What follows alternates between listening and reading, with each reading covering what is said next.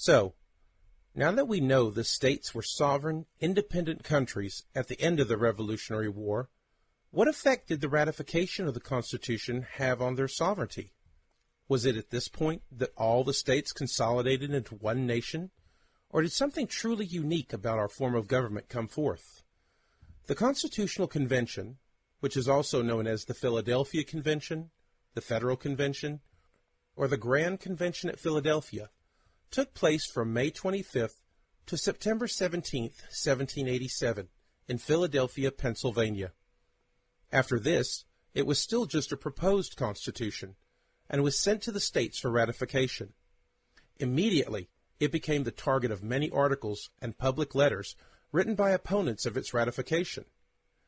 Alexander Hamilton decided to launch a measured and extensive defense and explanation of the proposed Constitution as a response to the opponents of ratification. Hamilton and the supporters of the Constitution took the name Federalists and charged that its opponents were Anti-Federalists. The term Federalist was a loaded one, and Hamilton had chosen it carefully. Federalism had previously meant support for strong state government and a weak central government, a federation of states, while support for a strong central government was termed nationalism.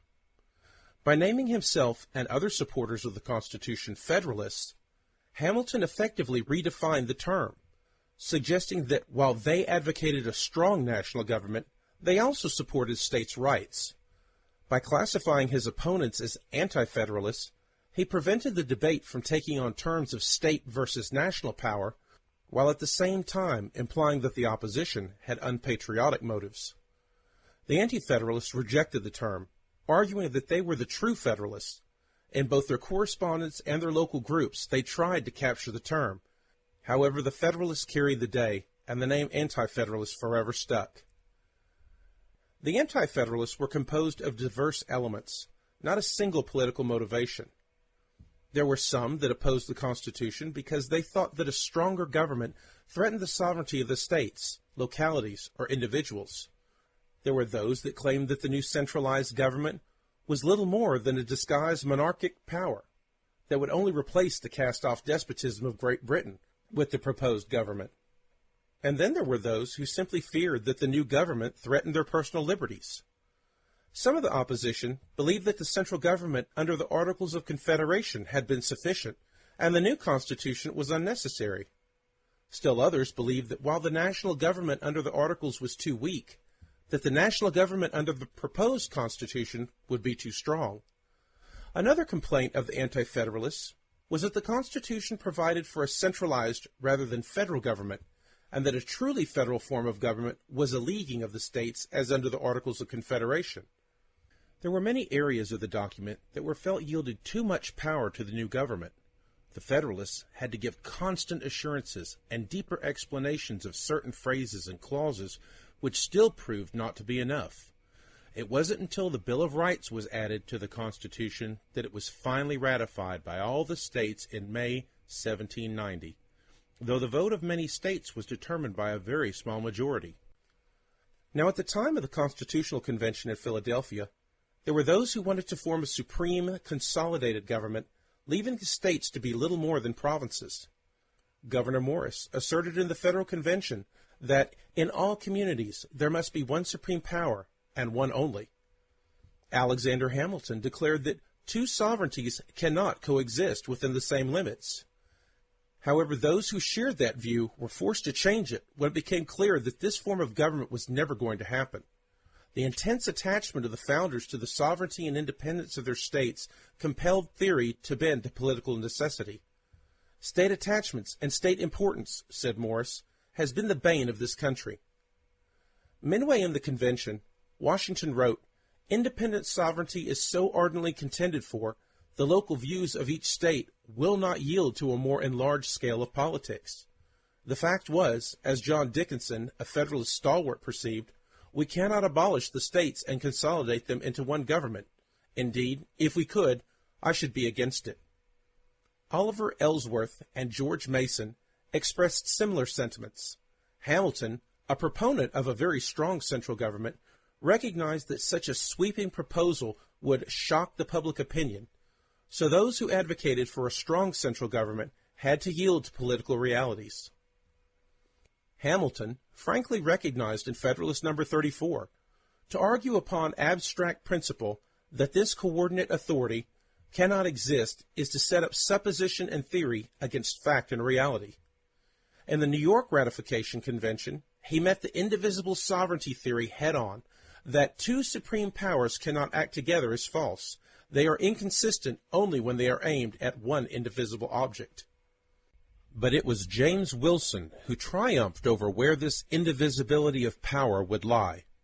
By conceding that ultimate authority must be centered somewhere, he boldly proceeded from the widely accepted axiom that power resided in the people, and that they should distribute their power to their several agents as they thought best.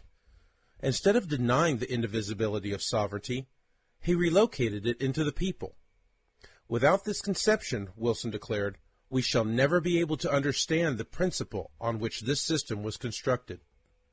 The drum fire of Anti-Federalist charges that the proposed Constitution would create a consolidation as differentiated from a union of 13 independent republics forced the Federalists vigorously to disclaim such aims. Replying to such charges in the Pennsylvania Ratification Convention, Wilson said if that meant a system that puts the 13 United States into one, that the general government will destroy the government of the states, I will admit that such a government would not suit the people of America. In North Carolina, William Davie, a delegate to the Federal Convention, said that were the Constitution to produce a consolidation, it would be an insuperable objection, and his colleague, James Iredell, even more forcefully said that consolidation ought to excite resentment and execration, adding that the convention was averse to consolidation. Wilson assured Pennsylvanians that the framers' anxiety to preserve the state governments unimpaired was their favorite object. With respect to converting the Confederation to a complete consolidation, James Madison told the Virginia Convention, no such consequence will follow from the Constitution. He had stated in Philadelphia, I mean, however, to preserve the states' rights with the same care as I would trials by jury. Madison later wrote, certain it is that no more than 2 or 3 members of the body, and they rather theoretically than practically, were in favor of an unlimited government founded on a consolidation of the states. Again and again, the Federalists gave assurances that the states would only surrender a portion of their sovereignty to the federal government, while retaining the residual portion to themselves. Thus, John Dickinson was for a strong national government, but for leaving the states a considerable agency in this system. A view repeated by General Charles Pinckney, whatever power may be necessary for the national government, said Mason, a certain portion must necessarily be left in the states. Observing later, the United States will have a qualified sovereignty only. The individual states will retain a part of the sovereignty. Such sentiments were reiterated in the Federalist Papers. Alexander Hamilton wrote in Federalist No. 9 that the Constitution leaves in their possession certain exclusive and very important portions of sovereign power. He repeated in No. 32 that the state governments would clearly retain all the rights of sovereignty which they before had and which were not, by that act, exclusively delegated to the United States. In the new government, as in the old, Madison wrote in Federalist No. 40, the general powers are limited. The states, in all unenumerated cases, are left in the enjoyment of their sovereign and independent jurisdiction. James Bowdoin said in the Massachusetts Ratification Convention that each state would be giving up a portion of its sovereignty, and thereby better secure the remainder of it. In forwarding the Constitution to the Governor of Connecticut, Roger Sherman and Oliver Ellsworth explained that the granted powers extended only to matters respecting the common interest of the Union, and are specially defined so that the particular states retain their sovereignty in all other matters.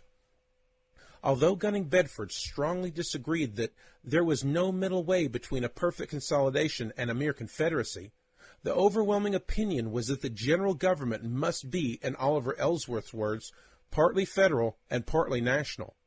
The truth was, said Madison in the Virginia Convention, the Constitution was not completely consolidated, nor is it entirely federal, but of a mixed nature. Had the people believed for even one moment that the Constitution would reduce the states to little more than geographical subdivisions of the national domain, it would never have been ratified. John Dickinson wrote on behalf of the Constitution, "A united America required government by a combination of republics, each retaining all the rights of supreme sovereignty, except such as ought to be contributed to the Union."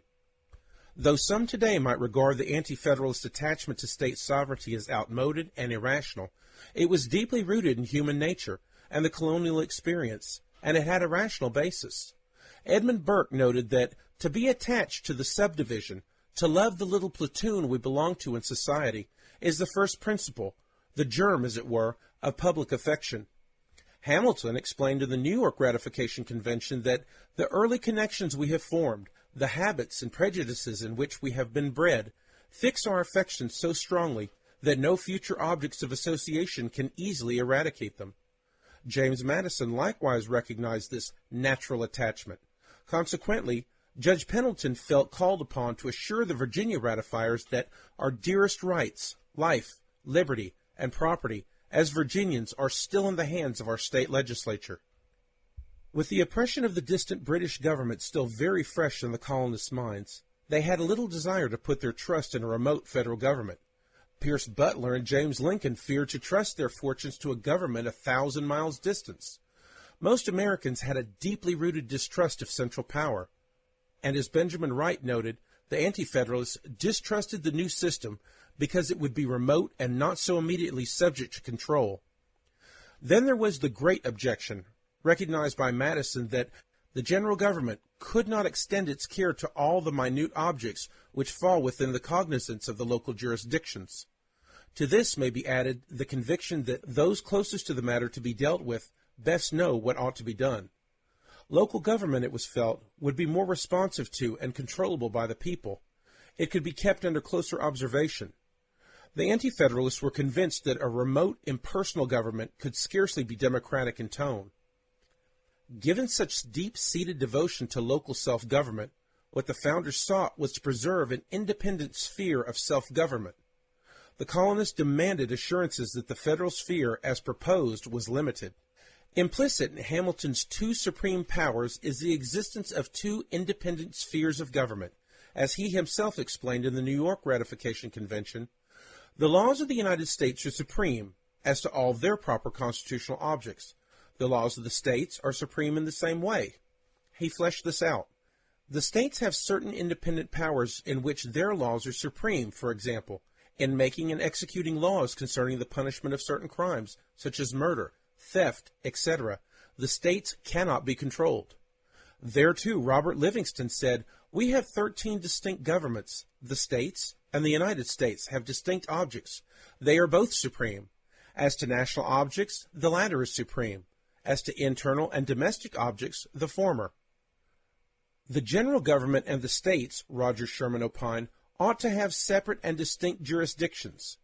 In the Connecticut Ratification Convention, Oliver Ellsworth stressed that each has its province, their limits may be distinguished. And he said in the Federal Convention that the United States are sovereign on one side of the line dividing the jurisdiction, the states on the other. In the Virginia Ratification Convention, Judge Edmund Pendleton explained that the two governments act in different manners and for different purposes. The general government in great national concerns, in which we are interested in common with other members of the Union. The state legislature in our mere local concerns. They can no more clash than two parallel lines can meet. It must be emphasized that within each sphere, the respective governments were to enjoy exclusive jurisdiction. This can be thought of as two rings or spheres, as Hamilton explained, with only a very small amount of overlap, which will be explained later. So with respect to the states, Hamilton said that the Constitution leaves in their possession certain exclusive and very important portions of sovereign power, to which Marshall later referred as that immense mass of legislation which embraces everything within the territory of a state, not surrendered to the general government. The obverse also was stated by Marshall. The sovereignty of Congress, though limited to specified objects, is plenary as to those objects. Hamilton assured the ratifiers in Federalist No. 32 that the state governments would clearly retain all the rights of sovereignty which they before had and which were not exclusively delegated to the United States. This exclusive delegation, or rather alienation, of state sovereignty would only exist in 3 cases: where the Constitution in express terms granted exclusive authority to the Union, where it granted in one instance an authority to the Union, and in another prohibited the states from exercising the like authority, and where it granted an authority to the Union to which a similar authority in the states would be absolutely and totally contradictory and repugnant. In this, Hamilton and Madison were in complete accord. Madison stated in Federalist No. 39 that the jurisdiction of the proposed governments extends to certain enumerated objects only, and leaves to the states a residuary and inviolable sovereignty over all other objects, adding in No. 40 that the Constitution regards the states as distinct and independent sovereigns. Consequently, dual federalism, envisioning 2 exclusive jurisdictions, was embodied in the Constitution, and although it contemplated a federal government supreme within its sphere, it was a sphere limited and defined. In this way, national supremacy can mean no more.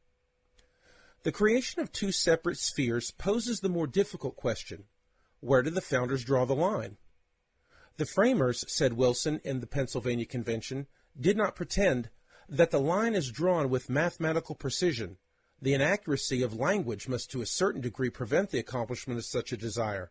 But he stressed, the powers are as minutely enumerated and defined as was possible. The care with which the framers proceeded is illustrated by numerous examples. It does not follow that because precise boundaries were not drawn, that there are no boundaries. Let us begin by distinguishing functions undoubtedly local: janitoring for a local school, transportation between points in a town from transactions that undeniably cross state lines. We may not wash our hands of the task of tracing the boundary, if only because Madison assured the ratifiers that the federal jurisdiction extends to certain objects only and leaves to the states a residuary and inviolable sovereignty over all other objects. Invasions of the residuary authorities, Hamilton wrote in Federalist No. 33, would be merely acts of usurpation. In the New York Convention, he emphasized that this balance between the national and state governments is of the utmost importance. It forms a double security for the people. In these circumstances, any intelligible boundary is better than none, particularly when such usurpation would endow the federal government with unlimited power. For the founders' harping insistence that the federal powers were limited counsels against a construction favoring a vast unlimited power. Madison wrote in Federalist No. 40 that the general powers are limited, and that the states, in all unenumerated cases, are left in enjoyment of their sovereign and independent jurisdiction. He reiterated in the Virginia Convention that the federal government had power over defined and limited objects, beyond which it cannot extend its jurisdiction. Governor Samuel Johnston likewise assured the North Carolina Convention that the powers of Congress are all circumscribed, defined, and clearly laid down. So far they may go, but no farther. In the Pennsylvania Convention, James Wilson stated that the federal powers were not unlimited and undefined, and his colleague, Chief Justice Thomas McKean, rejected the argument that the powers are so vaguely expressed, so indefinite and extensive in their nature, that they may be stretched to every act of legislation. Very early, Chief Justice John Marshall declared that a written constitution was designed to define and limit power. The founders' objective was to draft a limited constitution, said Jefferson, to bind our delegates down from mischief. Unfortunately for those who view the construction of the Constitution which unbinds those chains subverts not only the entire constitutional scheme, but constitutes a fraud on the ratifiers. The enumeration of specific powers was also deemed adequately to outline such limits. Any power that was not enumerated was not given. Before the representatives to the Constitutional Convention gathered in Philadelphia to revise the Articles of Confederation, the Virginia delegation took the initiative to frame what was to be discussed during the convention by drawing up and presenting a proposal. This proposal became known as the Virginia Plan, for which Delegate James Madison is given chief credit. It was, however, Edmund Randolph, the Virginia governor at the time, who officially put it before the convention on May 29, 1787, in the form of 15 resolutions. At the outset, Resolution number 6 of the Virginia Plan, introduced by Randolph, authorized Congress to legislate in all cases which the separate states are incompetent. Charles Pinckney and John Rutledge objected to the vagueness of the term incompetent and asked an exact enumeration of the powers comprehended by this definition, whereupon Randolph disclaimed any intention to give indefinite powers to the national legislature, declaring that he was entirely opposed to such an inroad on the state jurisdictions. In due course, the desired enumeration took shape. In keeping with statutory interpretation, the Latin maximum expressio unius est exclusio ulterius, meaning the express mention of one thing excludes all others. James Wilson told the Pennsylvania Convention that everything not expressly mentioned will be presumed to be purposely omitted. The great importance attached to the enumeration is illustrated by Henry Lee's statement in the Virginia Convention. When a question arises with respect to the legality of any power, the question will be, is it enumerated in the Constitution? It is otherwise arbitrary and unconstitutional. There, too, Marshall stated that if Congress were to make a law not warranted by any of the powers enumerated, the judges would declare it void. As Madison stated in Federalist number 41, for what purpose could the enumeration of particulars be inserted if these and all others were meant to be included in the preceding general power? Such an idea, he added, is an absurdity. To find vagueness where the framers considered that they had clearly and accurately defined their objectives suggests that the interpreter seeks to put into force goals that the ratifiers did not contemplate and would have rejected. Another guide to construction is the great care the founders exhibited to safeguard the internal and local affairs of the individual states. Although Washington, for example, desired to strengthen the federal power to deal with general concerns of the country, having experienced its impotence as commander-in-chief, he recognized in 1786 that local policies and interests should be attended to by the states. In the Federal Convention, Randolph was against intermeddling with their police, and Wilson stated that the preservation of the state's internal good police depends on their existence in full vigor, and that a general government could not be adequate to the government of the whole without this distinction. Williamson said that the states ought to possess independent powers in cases purely local and applying to their internal policy. And the Committee of 11, appointed to decide on the question of equal representation in the Senate, recommended to the convention that the provision for the General Welfare Clause should not interfere with the states in matters which respect only their internal police. Some legal scholars have suggested that this view did not represent the consensus of the Constitutional Convention, because Roger Sherman twice proposed that the federal government may not interfere with the government of the individual states in any matters of internal police which respect the government of such states only, and wherein the general welfare of the United States is not concerned. He was voted down. But when the framers emerged from the secrecy of their convention and were exposed to the sharp winds of public opinion, they quickly reversed that view. In Federalist number 17, Hamilton dismissed the slender allurements that regulation of the mere domestic police of a state might have for federal officialdom. He told the New York Convention that, were the laws of the Union the new model, the internal police in any state, that would be objectionable. Judge Pendleton assured the Virginia Convention that the Constitution does not interfere with local particular affairs of the state. In North Carolina, James Iredell said, with the mere local concerns of a state, Congress are to have nothing to do. William Davie, who had also been a delegate to the Federal Convention, stated in North Carolina, there is not one instance of a power given to the United States whereby the internal policy of administration of the state is affected. General Heath told the New York Convention that the states have a right, and they will regulate their own internal affairs as to themselves appear proper. Similar statements were made by Nicholas and Corbin in Virginia. When Roger Sherman returned to Connecticut to campaign for the adoption of the Constitution, he wrote, the powers vested in the federal government are clearly defined so that each state will retain its sovereignty in what concerns its own internal government. This was the basis of ratification. This is what the people of each state understood when they agreed to the new Constitution. The thing most people forget is, if ever there is a conflict between what the framers said versus the assurances they gave to the ratifiers, it is the latter which holds the most weight. It was these assurances that swayed the ratifiers to approve this new Constitution. We come now to the nub of the issue.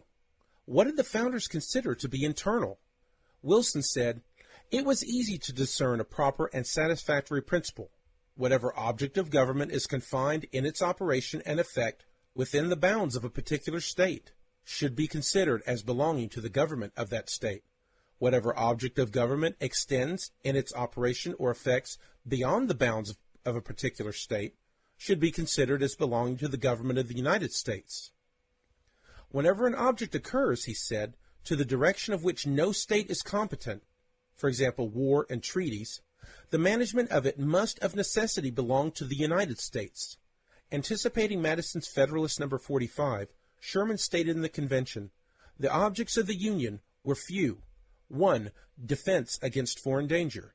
2. Against internal disputes and resort to force. 3. Treaties with foreign nations. 4. Regulating commerce and drawing revenue from it. These and perhaps a few lesser objects alone rendered a confederation of the states necessary. All other matters, civil and criminal, would be much better in the hands of the states."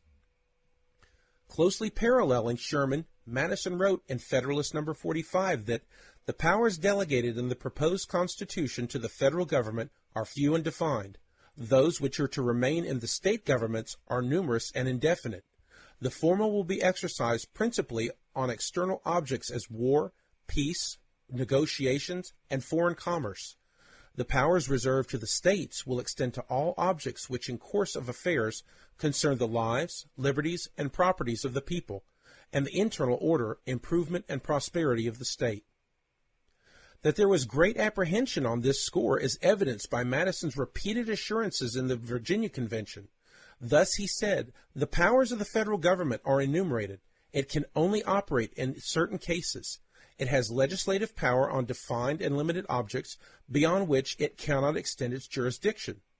Later he stressed, "The powers of the general government relate to external objects and are but few," adding reassuringly, "They are not so much an augmentation of powers in the general government as a change rendered necessary for the purpose of giving efficacy to those who were vested in it before. For example, replacing the Continental Congress requisitions on the states for purposes of conducting the war frequently not honored by a power of direct taxation." Wilson stated in the convention that the powers of peace, war, treaties, coinage, and regulating of commerce ought to reside in the general government, and he repeated that war, commerce, and revenue were the great objects of the general government. All of them are connected with the money, not morals or social welfare. In the New York Convention, Hamilton said, "The great leading objects of federal government are to maintain domestic peace and provide for the common defense, which comprehends the regulation of commerce, that is, the whole system of foreign intercourse, the support of armies and navies. The states," he continued, "have no concern with regulation of commerce, the procuring alliances, or forming treaties of peace. Their objects are merely civil and domestic." John Jay put the matter more succinctly, distinguishing between matters of a private nature which require minute and local information, and federal jurisdiction over the interests of the states in relation to each other and in relation to foreign powers. It seemed inconceivable to Madison and Hamilton, and very probably to most of the founders, that a central authority could or would want to descend to the enforcement of local laws. In the convention, Mason said that the general government could not know how to make laws for every part, such as respect agriculture. And Hamilton wrote in Federalist No. 17 that the supervision of agriculture and of other concerns of a similar nature, which are proper to be provided for by local legislation, can never be desirable cares of a general jurisdiction, including in the local province the ordinary administration of criminal and civil justice. That education was likewise deemed a local matter may be inferred from the convention's rejection of powers to establish a university. Sherman explained this was because it was thought sufficient that this power should be exercised by the states in their separate capacities. A state's regulation of its schools, hospitals, jails, and the like ordinarily has no effect beyond its borders, and under Wilson's principle it remains the domain of the state. Once, therefore, a particular function is identified as local, as understood by the founders, for example, agriculture, it is protected by states' exclusive jurisdiction of such matters. Now, if the Constitution were to grant to the federal government a specific power over agriculture, that, of course, would override the state's power.